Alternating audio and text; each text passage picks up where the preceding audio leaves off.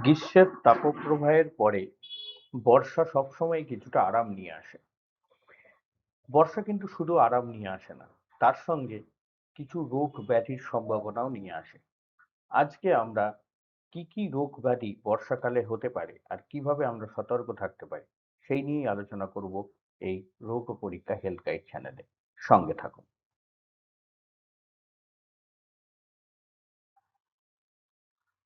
বর্ষাকালের রোগ বলতে প্রথমেই যেটা মাথায় আসে সেটা হচ্ছে ডেঙ্গু, ম্যালেরিয়া।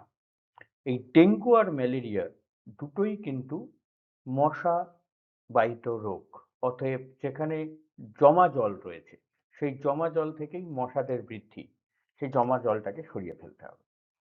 দ্বিতীয়ত যে রোগটার সম্ভাবনা সব থেকে বেশি থাকে সেটা হচ্ছে কলেরা এবং টাইফয়েড। দুটোই ব্যাকটেরিয়া জনিত রোগ।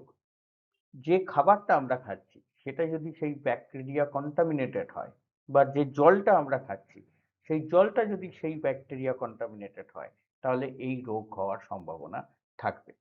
তৃতীয়ত যেটা থাকে সেটা হচ্ছে লেপ্টোস্পাইরোসিস। ইদানিং এই রোগটার অনেক সম্ভাবনা সব জায়গাতেই দেখতে পাওয়া যাচ্ছে। এটাও একটা ব্যাকটেরিয়া ঘটিত রোগ। প্রধানত জমা জলে, দীর্ঘদিন ধরে জমা জলে, তার উপর দিয়ে যদি আমরা হাঁটাচলা করি বা সেই জমা জলের সংস্পর্শে আসি বা কাদা মাটির সংস্পর্শে আসি তাহলে এই রোগটা হওয়ার সম্ভাবনা থাকে।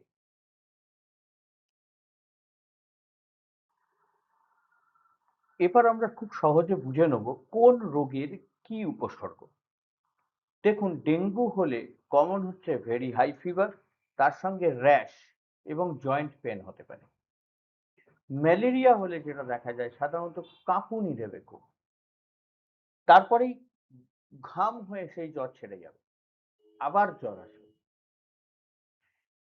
কলেরিয়া হলে ওয়াটারি মোশন, লুজ মোশন হবে, যেটাকে পাতলা পায়খানা বলা হয়, ডিহাইড্রেশন হবে খুব স্ট্রংলি।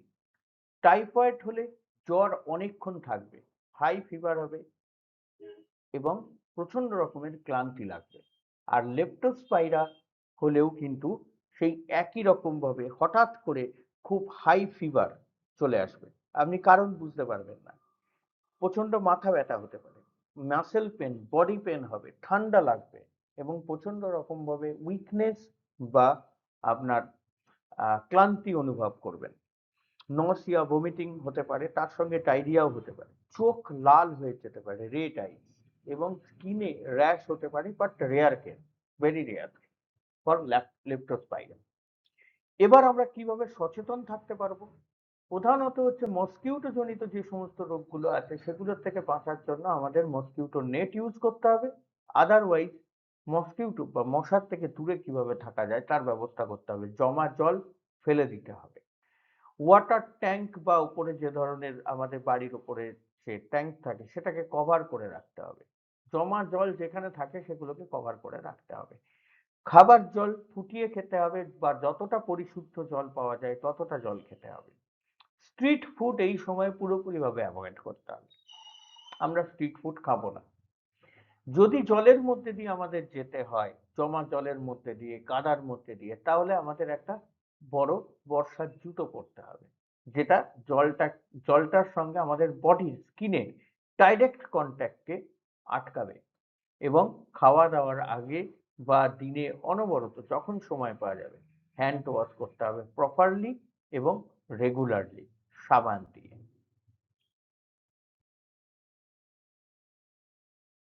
এবার আসবো বর্ষায় শুধুই আমরা কিভাবে আরাম নিতে পারবো, বর্ষার আনন্দ নিতে পারবো রোগ জ্বালাকে সরিয়ে দিয়ে।